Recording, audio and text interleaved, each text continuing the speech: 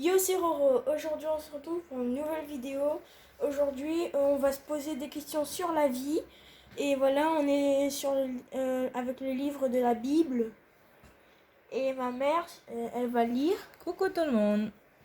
Et bah oui, en Donc, fait, avec Roro, on s'est dit que ce serait bien de se poser des questions sur la vie et de vous montrer un petit peu ce qui se passe.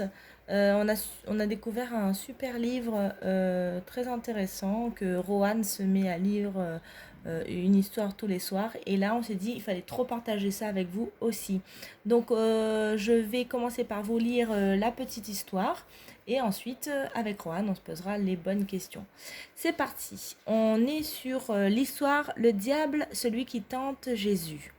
Après son baptême, Jésus part seul et sans nourriture dans le désert.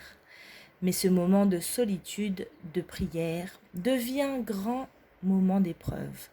Le diable essaye de le dominer. Jésus quitte Jean qui vient de le baptiser et s'éloigne des villes. Poussé par l'Esprit Saint, il s'enfonce dans le désert seul. Il veut se sentir uni à Dieu. Au bout de 40 jours et de 40 nuits, sans manger, Jésus a terriblement faim. Le diable s'approche de lui et lui dit « N'es-tu pas le Fils de Dieu ? Cela doit être facile pour toi de transformer des pierres en pain. Vas-y, fais-le !» Mais Jésus réplique « On lit dans les Écritures. L'homme n'a pas seulement besoin de pain pour vivre. Il a besoin d'être nourri par la parole de Dieu. » Alors le diable emmène Jésus à Jérusalem. Il le fait monter au sommet du temple, immense qui domine la capitale du peuple juif. Et le diable dit « Si tu es le Fils de Dieu, prouve-le, jette-toi dans le vide. Car je connais un passage des Écritures qui dit « Dieu appellera ses anges pour qu'ils te portent dans leurs bras. Ils te rattraperont avant que tu ne tombes sur les pierres. » Mais Jésus répond « Oui, mais je connais un autre passage des Écritures qui dit « Ne provoque pas le Seigneur, ton Dieu. » Le diable entraîne ensuite Jésus sur une très haute montagne. De là-haut, il lui fait voir tous les royaumes du monde. C'est majestueux. Et le diable dit à Jésus, « Tout cela je te le donne, mais à une condition. Mets-toi à genoux devant moi pour m'adorer. » Jésus lui répond, « Va-t'en, esprit du mal, car dans les Écritures, il est écrit, « Tu n'adoreras que Dieu. » Cette fois-ci, le diable s'en va. Des anges de Dieu s'approchent alors de Jésus et se mettent à son service. Nous avons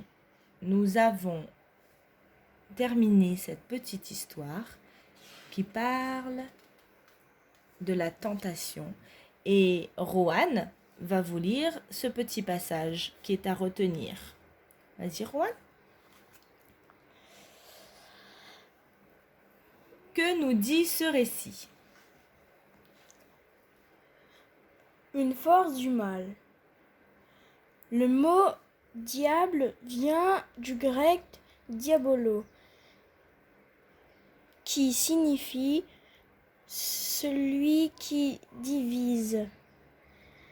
Si nous l'écoutons, le diable nous tente, nous entraîne à faire le mal et nous sépare de Dieu. Tenté par le pouvoir. C'est étonnant l'imaginer. Jésus tenté par le diable, et pourtant, comme tous les hommes, il est éprouvé des tentations. Il aurait pu choisir de devenir quelqu'un de célèbre. Il aurait pu prendre le pouvoir et devenir le chef du peuple juif. Une grande liberté,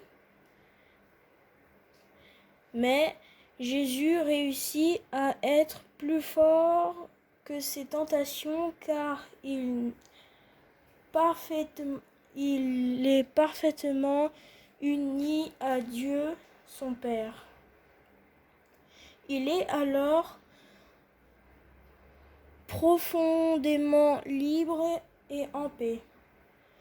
Nous aussi, à chaque fois que nous renonçons à ce qui est injuste et mauvais pour nous-mêmes ou pour les autres, nous devenons plus libres et plus heureux.